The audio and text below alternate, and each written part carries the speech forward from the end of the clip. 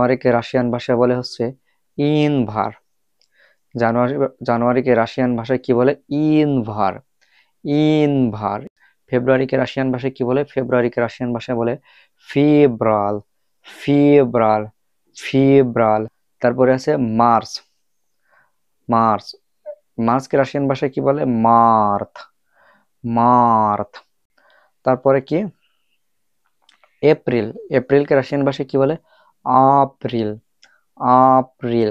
তো মেইটাকে রাশিয়ান ভাষায় কি বলে? মাই, মাই, মাই, মাই মানে মে। তারপরে আছে কি?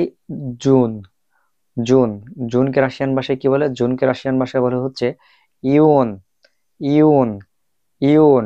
তো জুলাইকে রাশিয়ান ভাষায় কি বলে? জুলাইকে রাশিয়ান ভাষায় বলে হচ্ছে ইউল, ইউল। আগস্ট, এটাকে রাশিয়ান ভাষায় বলে হচ্ছে আবগুস্ত, আবগুস্ত। সেপ্টেম্বরকে রাশিয়ান ভাষায় বলে হচ্ছে সিনতিয়াবার, সিনতিয়াবার। তারপরে অক্টোবর, আক্তিয়াবে, আক্তিয়াবে, আক্তিয়াবে, আক্তিয়াবে।